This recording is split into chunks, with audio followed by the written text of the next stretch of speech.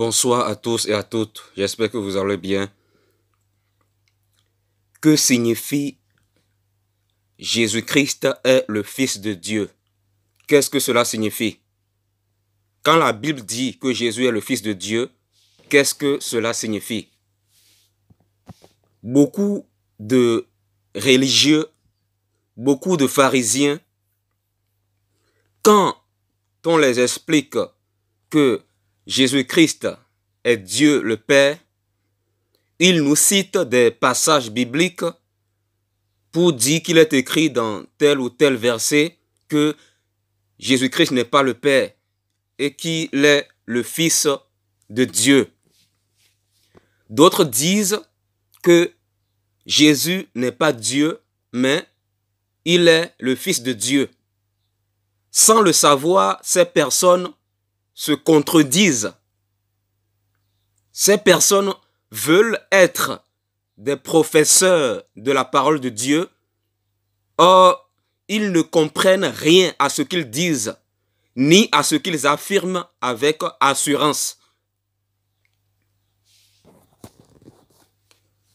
Quand la Bible dit que Jésus est le Fils de Dieu, qu'est-ce que cela signifie?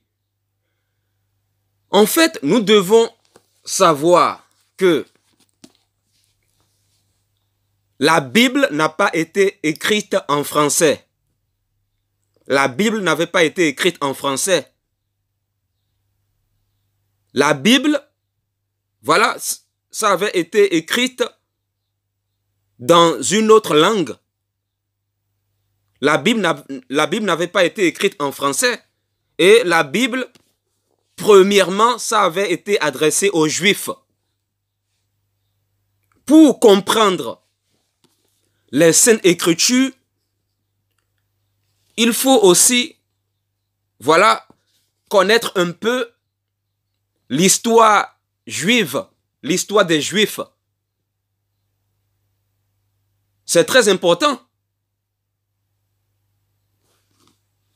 Quand la Bible dit que Jésus est le Fils de Dieu,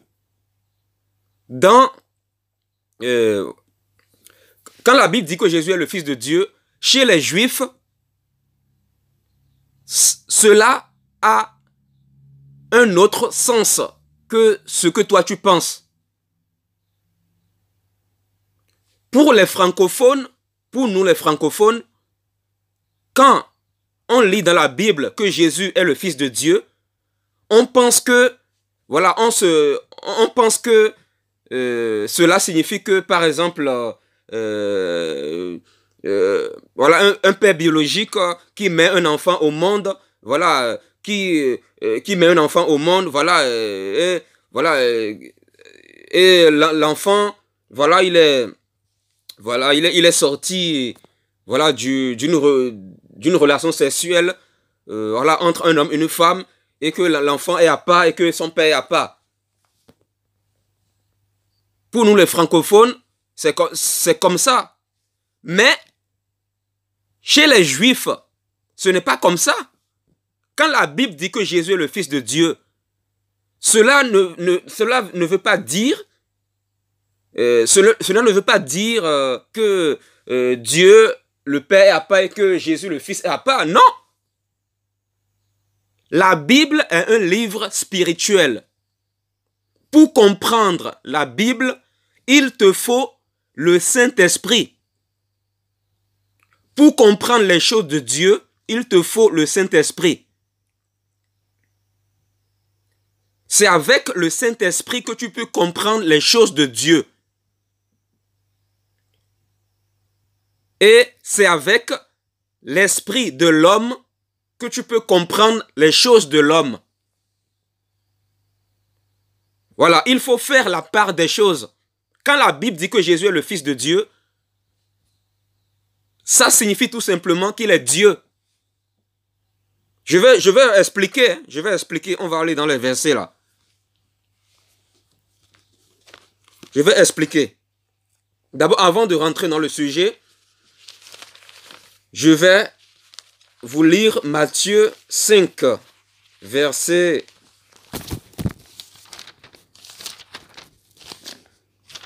Ouvrez vos Bibles dans Matthieu 5.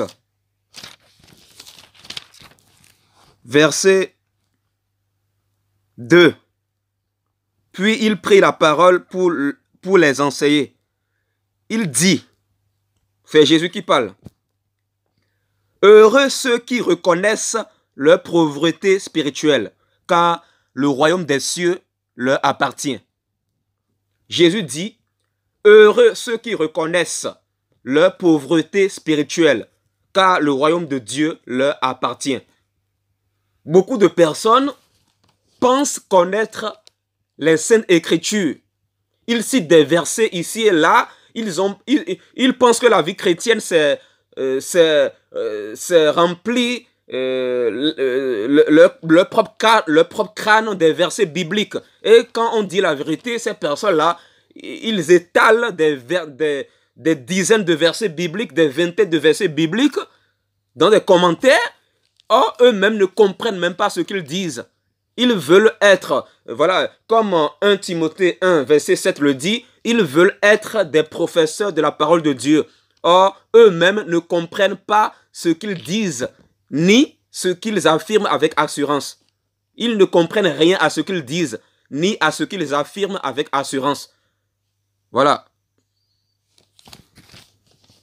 Et ces gens-là ne veulent pas reconnaître qu'ils sont ignorants.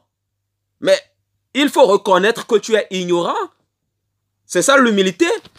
La Bible dit, heureux ceux qui reconnaissent leur pauvreté spirituelle, car le royaume de Dieu leur appartient. La pauvreté spirituelle, c'est quoi? Ça englobe beaucoup de choses. Ça englobe l'ignorance. Que l'ignorance soit consciente ou inconsciente, peu importe. La pauvreté spirituelle, c'est la pauvreté spirituelle. Reconnais ta pauvreté spirituelle. Voilà. Sois humble comme un petit enfant pour apprendre. Voilà. Parce que beaucoup ne sont pas humbles. Beaucoup ne sont pas humbles. Il y a des personnes, ils viennent dire que Jésus n'est pas Dieu. Mais il est seulement le Fils de Dieu. Mais vous vous contredisez. Vous citez des versets bibliques. De toute façon, ce que vous dites, ce n'est même pas biblique. Ce n'est même pas biblique.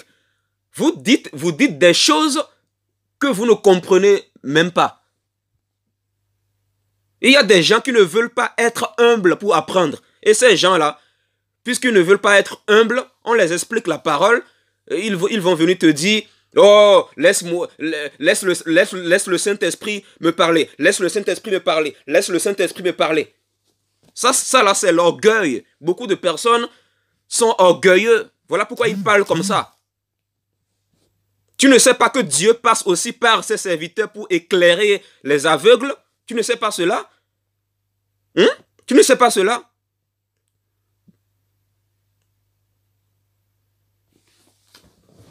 On va aller dans Matthieu 26. On va rentrer dans le sujet. Matthieu chapitre 26 à partir du verset 63. On va lire à partir du verset 62. Le grand prêtre se leva et lui dit, il dit à Jésus, bon, je vais lire à partir du verset 59. Les chefs des prêtres, les anciens et tout le Sanhédrin cherchaient un faux témoignage contre Jésus, afin de le faire mourir. Mais ils n'en trouvaient pas, quoique beaucoup de faux témoins se soient présentés. Enfin, il en vint deux qui dirent, celui-ci a dit, je peux détruire le temple de Dieu et le reconstruire en 3 jours. Le grand prêtre se leva et lui dit, ne réponds-tu rien? Pourquoi ces hommes témoignent-ils contre toi? Mais Jésus gardait le silence. Le grand prêtre prit la parole et lui dit, je t'adjure par le Dieu vivant, de nous dire si tu es le Messie, le Fils de Dieu. Jésus lui répondit, tu le dis. De plus, je vous le déclare, vous verrez désormais le Fils de l'homme assis à la droite du Tout-Puissant, venant sur les nuées du ciel. Alors, le grand prêtre déchira ses vêtements en disant, il a blasphémé. Qu'avons-nous encore besoin de témoins? Qu'avons-nous encore besoin de témoins? vous venez d'entendre son blasphème. Qu'en pensez-vous? Il répondit, il mérite la mort. Donc vous avez compris. Voilà. Quand Jésus-Christ avait été arrêté physiquement, voilà, il avait été arrêté par les religieux. Voilà. C'était les religieux qui avaient tué Jésus-Christ. C'était les religieux. Les religieux, voilà, ils étaient contre les enseignements de Jésus. Et Jésus, c'est qui? Jésus, c'est la vérité. De la même manière, aujourd'hui, beaucoup se disent chrétiens, et quand on prêche la vérité, ils sont contre cette vérité-là. Sans le savoir, ils sont en train d'être contre Jésus-Christ lui-même. Parce que quand vous dites que Jésus n'est pas Dieu et qu'il est seulement le Fils de Dieu, vous êtes en train de combattre contre la vérité. Vous devez vous repentir. Ici, en fait, Jésus-Christ, voilà, il était voilà, devant le conseil juif, dans le passage que je viens de vous lire. Et vous avez compris que, voilà, la raison principale pour laquelle Jésus a été crucifié par les religieux, cette raison est que Jésus-Christ les a dit qu'il est le Fils de Dieu. Voilà. Et voilà, c'est puisque Jésus-Christ les a dit qu'il est le Fils de Dieu, voilà pourquoi les religieux l'ont tué. Voilà pourquoi les religieux ont tué Jésus-Christ. Voilà pourquoi ils ont cherché à tuer Jésus. Parce que dans la mentalité des Juifs, quand on dit que Jésus est le Fils de Dieu, quand on dit que telle personne est le Fils de Dieu, cela veut dire que il se fait Dieu lui-même. Et nous allons voir ça par la suite. Patientez, patientez. Quand Jésus-Christ était devant les religieux, quand il disait qu'il est le Fils de Dieu, voilà, dans chez les Juifs, quand on dit que Jésus est le Fils de Dieu, cela n'a pas le même sens que chez les francophones. La Bible n'a pas été écrite en français. La Bible n'a pas été écrite en français. Voilà, nous devons comprendre cela. Faisons la part des choses. Quand Jésus les a dit qu'il est le Fils de Dieu, eux, ils ont pris ça pour un blasphème. Ils ont pris ça pour un blasphème. Et voilà pourquoi c'est l'une des raisons pour lesquelles ils ont crucifié le Seigneur. Voilà. Parce que dans la conscience des Juifs,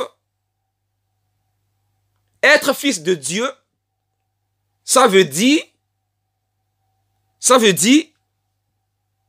être Dieu lui-même. Voilà pourquoi quand Jésus-Christ les a dit qu'il est le Fils de Dieu, voilà, ils ont pris ça et ils ont pris ça comme raison pour le crucifier. Parce que ils se disaient, mais comment un homme, il va se dire être fils de Dieu? Allons pas à pas. On va aller dans Actes chapitre 7. Actes chapitre 7 à partir du verset 55.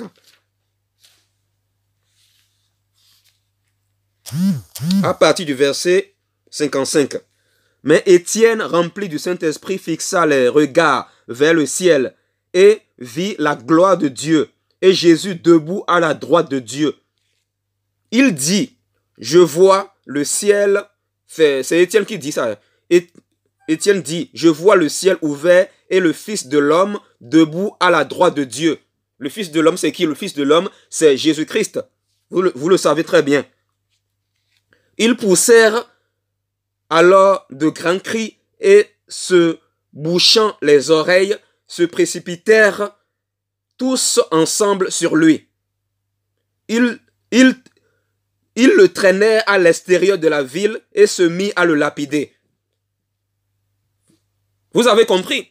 L'une des raisons pour lesquelles ils ont lapidé Étienne, c'est parce que Étienne a dit, la raison pour laquelle ils ont lapidé Étienne, c'est parce que Étienne a dit que Jésus, c'est parce que Étienne a dit qu'il a vu Jésus être assis à la droite de Dieu. Pour nous les francophones, quand on dit être assis à la droite de Dieu, voilà, on pense que c'est être assis à la droite de Dieu de façon physique, alors que ce n'est pas ça selon la Bible. Selon la Bible, ça a un autre sens. La Bible, c'est un livre spirituel. Quand on dit que Jésus est assis à la droite de Dieu, voilà, ça veut dire que, voilà, il est Dieu lui-même. Il a vaincu les démons. Il est fils de Dieu. Il est Dieu lui-même. Voilà, il a vaincu les démons. Voilà, il est tout puissant. Tout puissant. Il est le tout puissant. Il est le fils de Dieu. Voilà. Donc, quand Étienne, voilà, a dit que Jésus est assis à la droite de Dieu, voilà, c'est pour ça qu'ils ont lapidé Étienne. C'est pour ça qu'ils ont lapidé Étienne. Parce que, voilà, ceux qui ont lapidé Étienne là, c'était des... D'abord, ceux qui ont lapidé Étienne, c'était des Juifs. C'était des Juifs. Parce que, chez les Juifs, être assis à la droite de Dieu, voilà, ça a une signification spirituelle que les francophones n'ont pas. Chez les francophones, ça veut dire autre chose. Mais dans la Bible, quand on dit que Jésus est assis à la droite de Dieu, ça signifie qu'il est le Fils de Dieu, ça signifie qu'il est Dieu lui-même. Voilà. C'est clair. Eux, ils ont pris ça pour un blasphème. Ces juifs religieux, quand Étienne les a dit qu'ils voient Jésus être assis à la droite de Dieu, ces juifs religieux qui n'étaient pas éclairés, ils ont pris ça pour un blasphème. Ils ont pris ça pour un blasphème. Parce que, pourquoi ils ont pris ça pour un blasphème? Je vais vous l'expliquer dans Lévitique. On va aller dans Lévitique. Lévitique 24. Lévitique 24.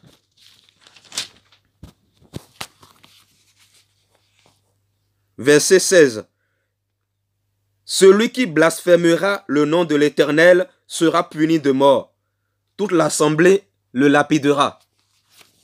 Les Juifs ont tenu compte de ce passage de Lévitique 24, verset 16. Ils se sont dit que Étienne a blasphémé le nom de l'Éternel. Voilà pourquoi ils l'ont tué. Voilà pourquoi quand Étienne les a dit qu'ils voient Jésus être assis à la droite de Dieu, ils l'ont tué. Voilà pourquoi ils ont tué Étienne.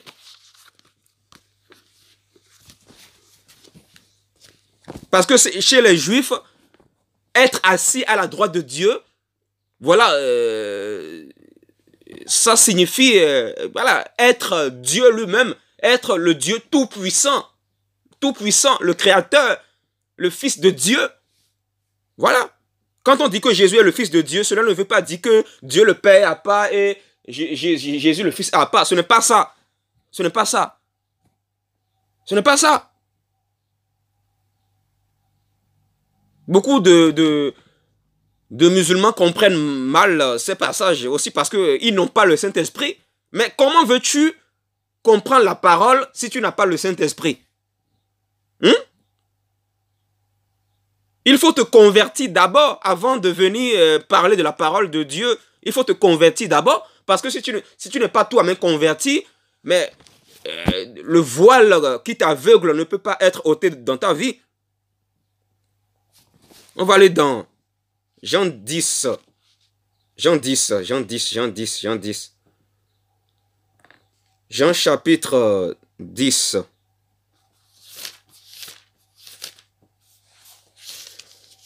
Verset 27. À partir du verset 27. Jésus dit, mes brebis entendent, mes brebis écoutent ma voix. Je les connais et elles me suivent. Je leur donne la vie éternelle. Elles ne périront jamais et personne ne pourra les arracher de ma main. Mon Père qui me les a donnés est plus grand que tous et personne ne peut les arracher à la main de mon Père. Le Père et moi, nous sommes un. Alors les Juifs prirent de nouveau des pierres pour le lapider. Jésus leur dit, je vous ai fait voir beaucoup de belles œuvres qui viennent de mon Père, à cause de laquelle vous me lapidez. Les Juifs lui répondirent, deux points. Ce n'est pas pour une belle œuvre que nous te lapidons, mais pour un blasphème, parce que toi qui es un être humain, tu te fais Dieu. Vous voyez? C'est ce que, voilà, c'est ce que je venais de vous expliquer là. Les Juifs, les Juifs ont compris que quand Jésus-Christ les faisait comprendre qu'il est le Fils de Dieu, il était en train de leur faire comprendre qu'il est Dieu lui-même, le Créateur. Il n'y a pas deux dieux, il n'y a qu'un seul Dieu, Créateur, qui est en même temps Père, Fils et Saint-Esprit. Selon Matthieu 28, versets 17 à 19 là-bas. Jésus-Christ est en même temps Père, Fils et Saint-Esprit. Voilà. Quand Jésus-Christ disait aux Juifs qu'il est le Fils de Dieu, les Juifs avaient compris que il se fait Dieu lui-même. Voilà pourquoi ils l'ont dit. Voilà pourquoi ils ont dit à Jésus ceci. Nous voulons te lapider parce que toi, un être humain, tu te fais Dieu. Comment toi, un être humain, tu te fais Dieu? Donc les Juifs ont compris ce que Jésus-Christ voulait dire. Lorsque Jésus disait, je suis le Fils de Dieu.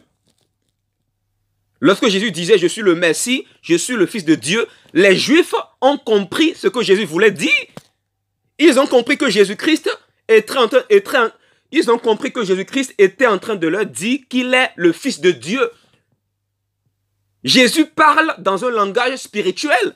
La Bible est un livre spirituel. La Bible n'est pas un roman. Pour comprendre la Bible, il te faut le Saint-Esprit.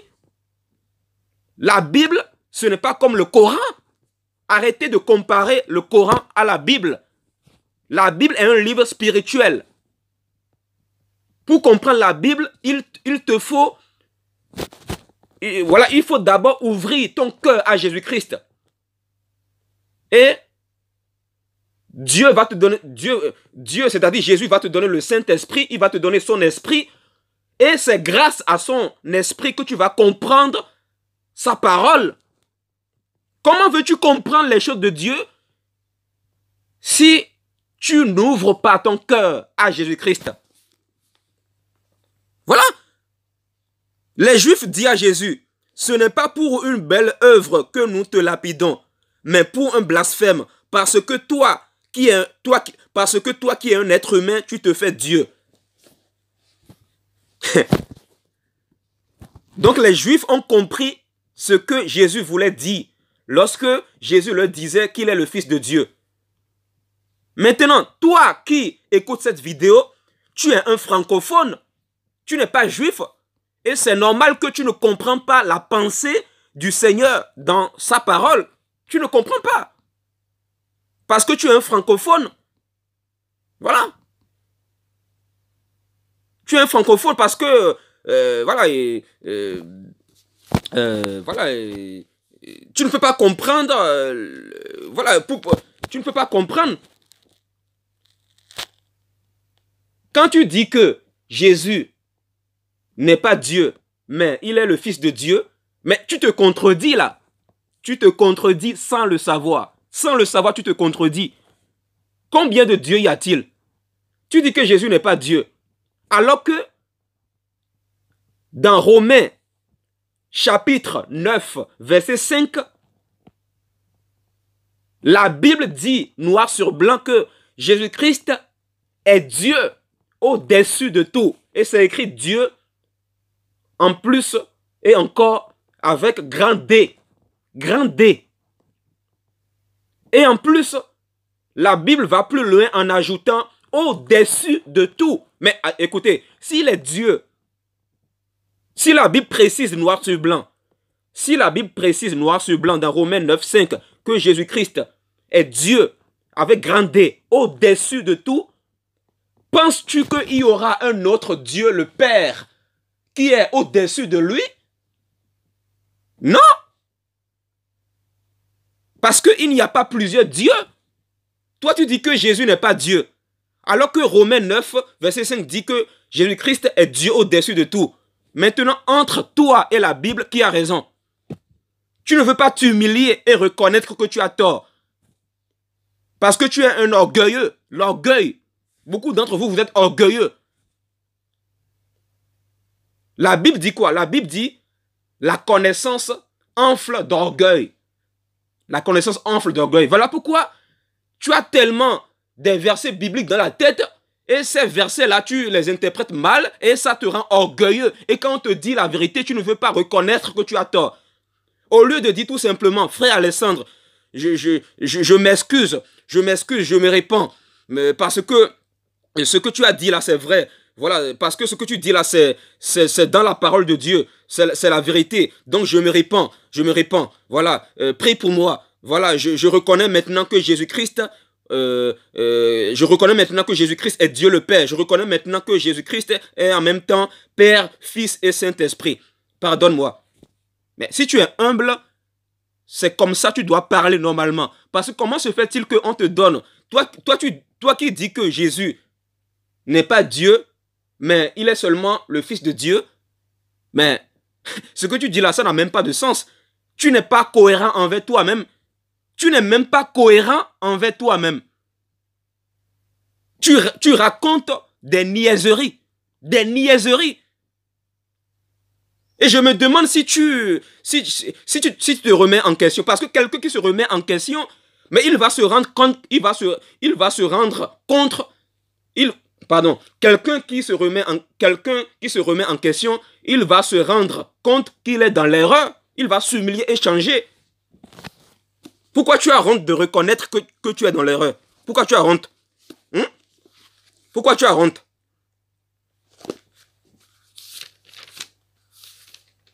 Tu dis que Jésus n'est pas Dieu, alors que la Bible dit que Jésus-Christ est Dieu.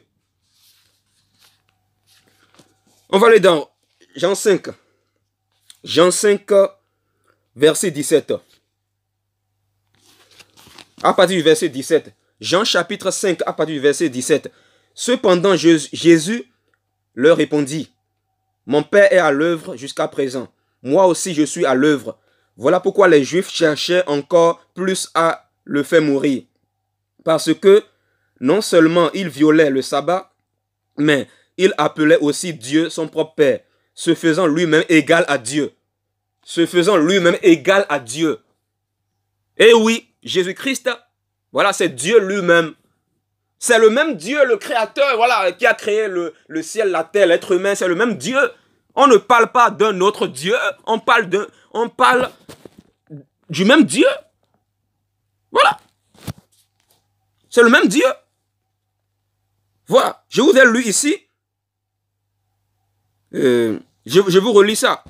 Jean 5, verset 17. Cependant, Jésus leur répondit, « Mon Père est à l'œuvre jusqu'à présent. Moi aussi, je suis à l'œuvre. Voilà pourquoi les Juifs cherchaient encore plus à le faire mourir. Parce que non seulement il violait le sabbat, mais il appelait aussi Dieu son propre Père, se faisant lui-même égal à Dieu. Se faisant lui-même égal à Dieu. Se faisant lui-même égal à Dieu. » Est-ce que vous comprenez le message là? Si vos oreilles sont bouchées, prenez un coton-tige, nettoyez ça un peu. Nettoyez vos oreilles un peu. Mais surtout, nettoyez vos oreilles spirituelles. Voilà. Avec un coton-tige spirituel. Parce que beaucoup d'entre vous, vous avez des oreilles bouchées. Vous avez des oreilles bouchées.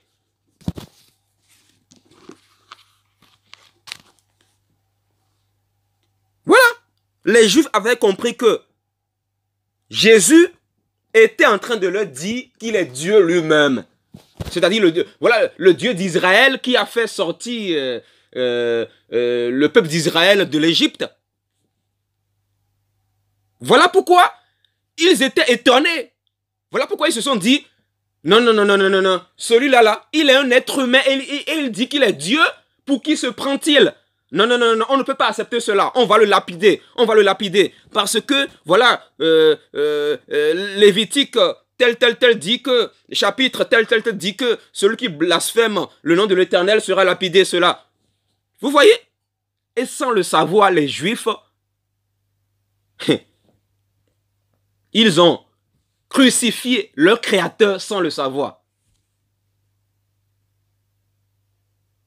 C'est un grand péché de leur part. Un grand péché. Tout en prenant la parole, parce que eux, ils avaient mal compris la Torah. Les Juifs, beaucoup de Juifs avaient mal compris la Torah. Voilà pourquoi quand Jésus enseignait souvent, voilà, devant les Juifs, la plupart des Juifs rejetaient ses enseignements, parce qu'ils se disaient, mais d'où vient celui-là? Il vient d'où lui-là? Voilà. Voilà, les Juifs, la plupart des Juifs ont rejeté Jésus. Très peu ont accepté son enseignement. Pourquoi? Jésus-Christ homme lui-même, c'était voilà, c'était un Juif. Jésus-Christ homme. Jésus-Christ homme. Je précise parce que Jésus-Christ homme, voilà, c'était un Juif. Quand il parlait à ses frères Juifs, les Juifs rejetaient ses enseignements. Parce que les Juifs avaient mal compris l'ancienne alliance. Oh, l'ancienne alliance témoigne de Jésus lui-même. Mais voilà. Voilà. Et voilà pourquoi Jésus-Christ homme, quand Jésus-Christ homme leur disait qu'il est le Fils de Dieu, ils ne comprenaient pas. Mais bah, Jésus-Christ Dieu n'a pas de nationalité, tout ça là, parce que voilà, Jésus-Christ, c'est le créateur, voilà, de tous les êtres humains sur la terre. Il est notre créateur. Voilà, il est le Dieu de tout le monde, qu'on soit juif ou pas. Donc comprenez la pensée. Voilà. Comprenez la pensée. Comprenez la pensée biblique. C'est important. Voilà. Voilà. Jésus était d'abord venu pour les Juifs, mais après, bon, voilà, voilà, après, il a cherché à propager sa parole aux autres nations du monde. Voilà.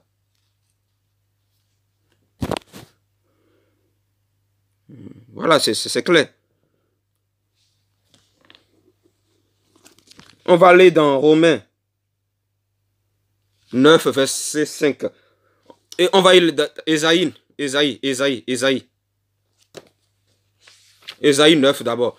Ésaïe 9, verset 5 à 6. Voilà, ça c'est dans l'ancienne alliance. Ésaïe, c'était un prophète, voilà, qui a beaucoup prophétisé sur la venue de Jésus-Christ. Voilà, ici c'est Ésaïe 9. À cette époque-là, Jésus-Christ n'était pas encore venu sur terre physiquement. Voilà. Ésaïe, c'était un prophète, voilà,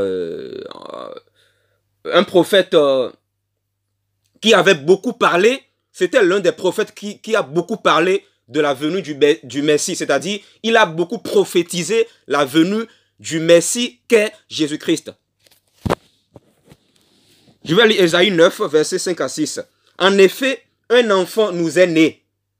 Un fils nous a été donné. Et la souveraineté reposera sur son épaule. On l'appellera merveilleux conseiller. Dieu puissant. C'est écrit Dieu avec grand D. Grand D. Ce n'est pas petit D.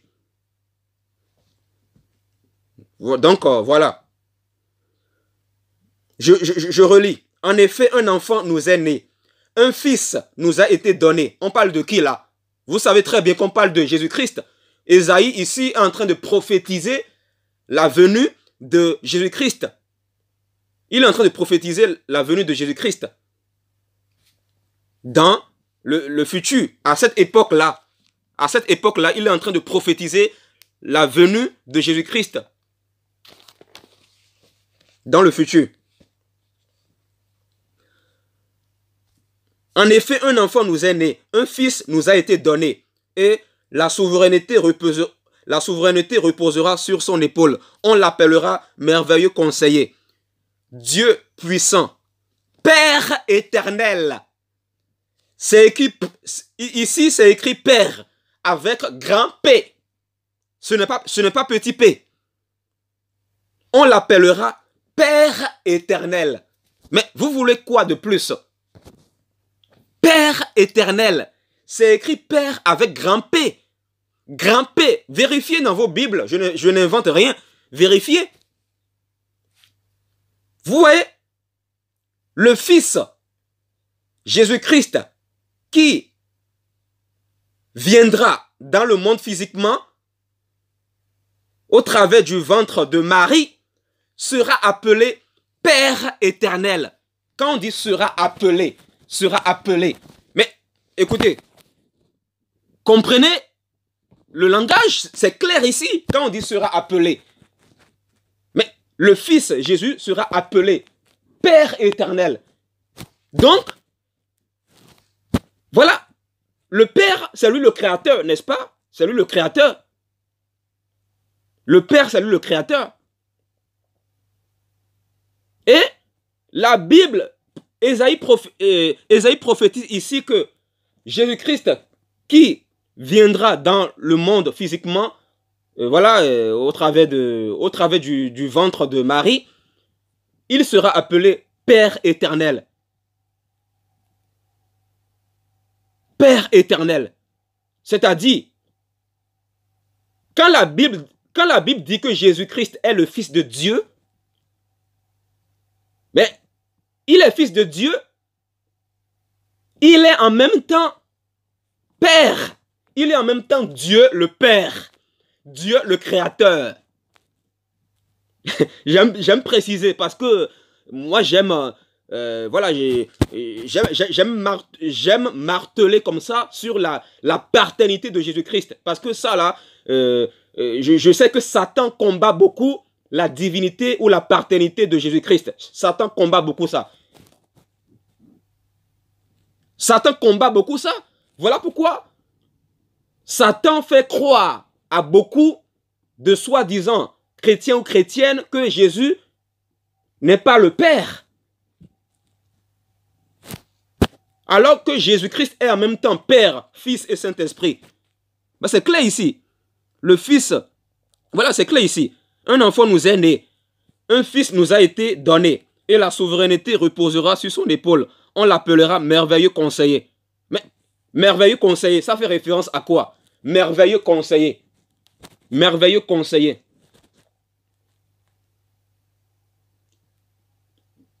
Merveilleux conseiller. Si tu es un chrétien spirituel, voilà, normalement tu dois être conduit par le Saint-Esprit. Et c'est le Saint-Esprit qui doit te conduire, te conseiller sur ce que tu dois faire et sur ce que tu ne dois pas faire. Maintenant, quand on parle ici quand Isaïe parle ici de merveilleux conseiller, ça fait référence à quoi? Ça fait référence au Saint-Esprit. Ça fait référence au Saint-Esprit. Donc Jésus-Christ est en même temps Père, Fils et Saint-Esprit. La parole est claire ici. Voilà, on l'appellera Dieu puissant, merveilleux, conseiller, Père éternel, Prince de la paix. Voilà, c'est clair.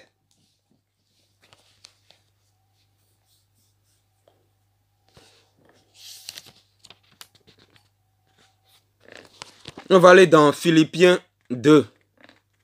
Philippiens 2.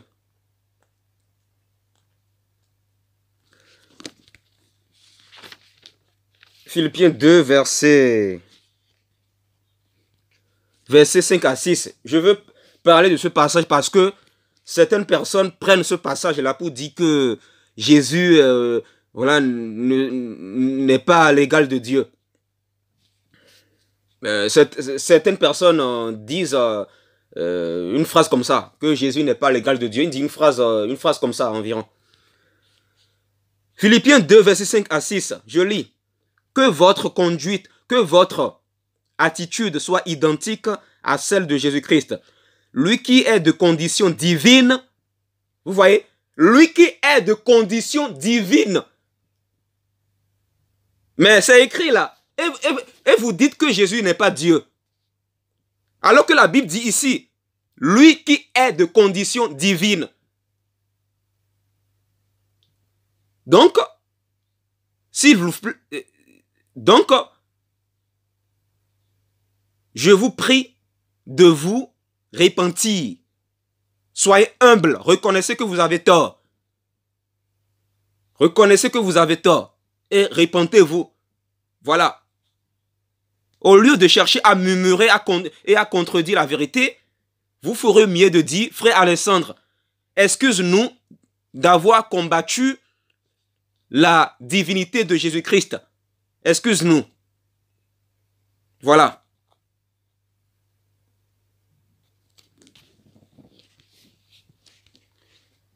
Je relis. Philippiens 2, 5 à 6. Que votre attitude soit identique à celle de Jésus-Christ. Lui qui est de condition divine. Il n'a pas regardé son égalité avec Dieu. Il n'a pas regardé son égalité avec Dieu. Il n'a pas regardé son égalité avec Dieu. Mais pourtant, il est égal à Dieu. Et je vous l'ai prouvé par un passage biblique il y a quelques instants. Il n'a pas regardé son égalité avec Dieu. Pourquoi? Parce qu'en tant qu'homme, il est venu nous montrer l'exemple. Il est venu nous montrer quel modèle de fils qu'il veut qu'on soit pour lui. Voilà. Dieu est devenu fils. Dieu le Père créateur est devenu fils pour nous montrer quel modèle de fils qu'il veut qu'on soit pour lui. Voilà. Parce que le modèle parfait de fils ne peut que se trouver dans le Créateur lui-même. Parce que seul le Créateur est parfait. Voilà pourquoi ce Créateur, Dieu, est devenu un homme. Il a été manifesté en chair pour nous montrer l'exemple. Voilà. Pour nous montrer l'exemple. Il s'est fait fils pour nous montrer quel modèle de fils qu'il veut qu'on soit pour lui. C'est simple. C'est simple.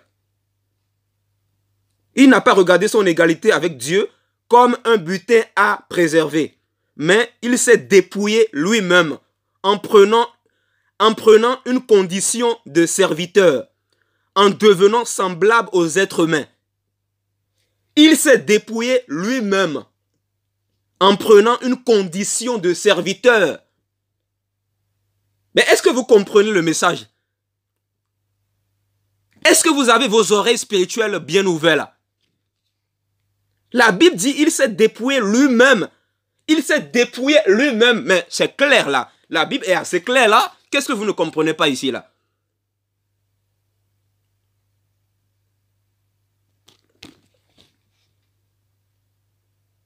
Il s'est dépouillé lui-même en prenant une condition de serviteur. Il a pris la condition de serviteur.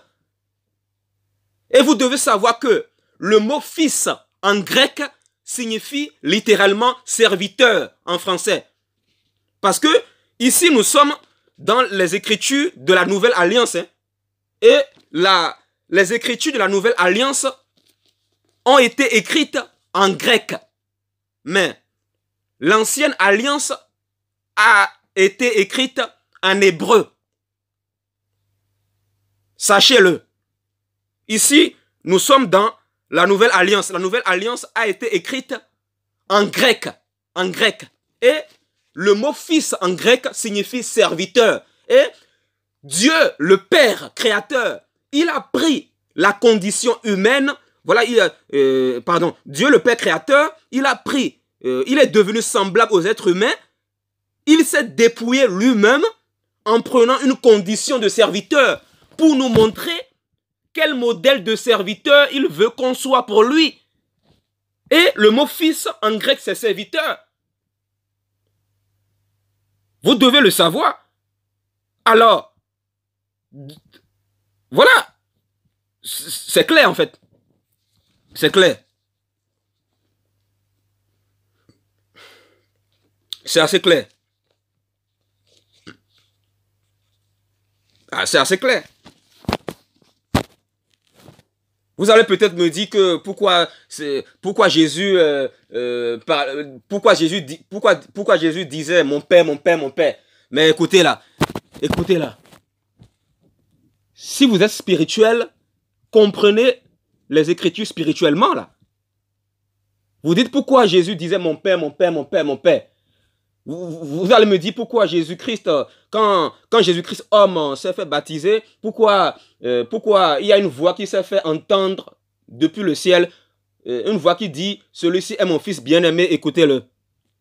Mais écoutez, ça j'avais déjà expliqué ça dans un autre enseignement, un ancien enseignement, c'est sur YouTube. C'est Jésus-Christ dans sa paternité qui parlait depuis les cieux. Quand Jésus-Christ, homme, s'est fait baptiser, voilà, quand il se faisait baptiser par Jean, quand il s'est fait baptiser par Jean-Baptiste, il y a une voix qui s'est fait entendre du ciel pour dire celui-ci est mon fils bien-aimé. Mais vous devez comprendre que c'est Jésus-Christ lui-même qui parlait depuis les cieux pour attester son ministère terrestre. C'est Jésus-Christ dans sa paternité qui parlait. C'est Jésus-Christ dans sa paternité qui parlait, qui attestait que Jésus-Christ, homme, Jésus-Christ, homme, est sur la terre que Jésus-Christ, homme,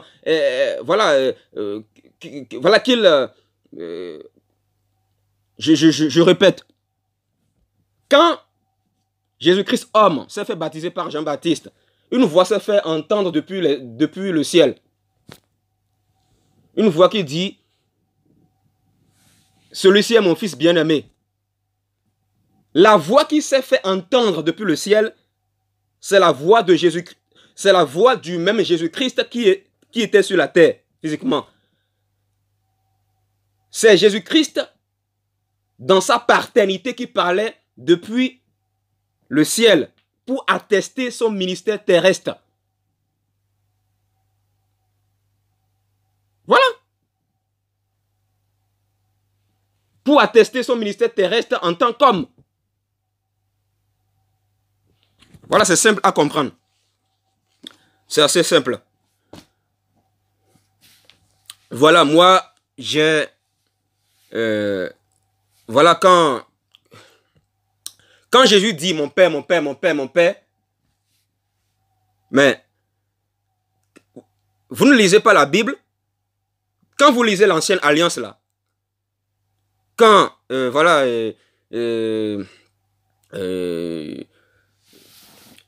quand l'Éternel disait, lisez l'ancienne, l'Éternel parlait de lui-même en disant l'Éternel, l'Éternel, l'Éternel. Mais pourtant l'Éternel, quand l'Éternel parle de l'Éternel, mais il parle de lui-même. Quand l'Éternel disait l'Éternel ceci, cela, l'Éternel ceci, cela. Mais il parle de lui-même, ce n'est pas qu'il y a deux éternels. Donc, ne vous étonnez pas que Jésus parle en disant mon Père, mon Père, mon Père. Vous allez peut-être me dire que Jésus, qu'il est écrit dans tel verset que Dieu a envoyé son Fils, voilà, tout ça là, envoyé tout ça là.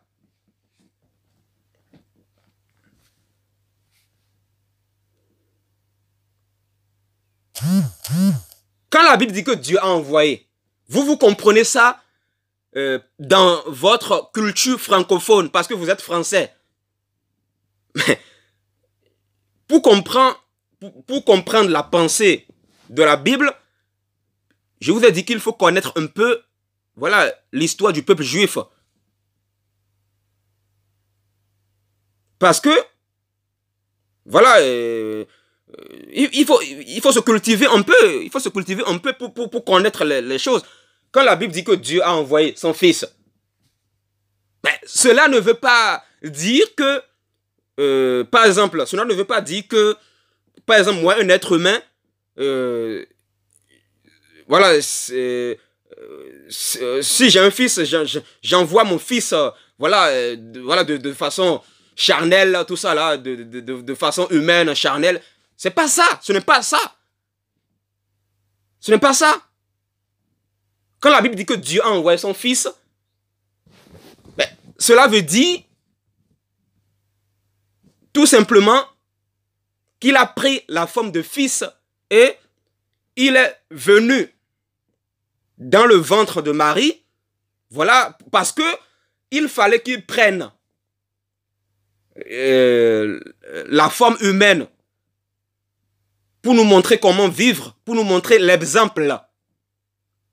Voilà.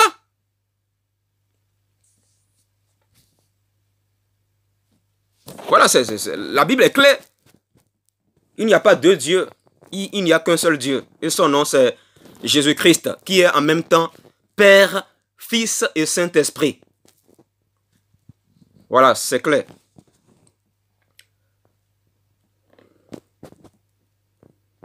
Partagez cette vidéo massivement. Partagez, partagez, partagez. Partagez ça aussi aux musulmans. Partagez ça aux chrétiens mal affermis. Partagez cette vidéo massivement.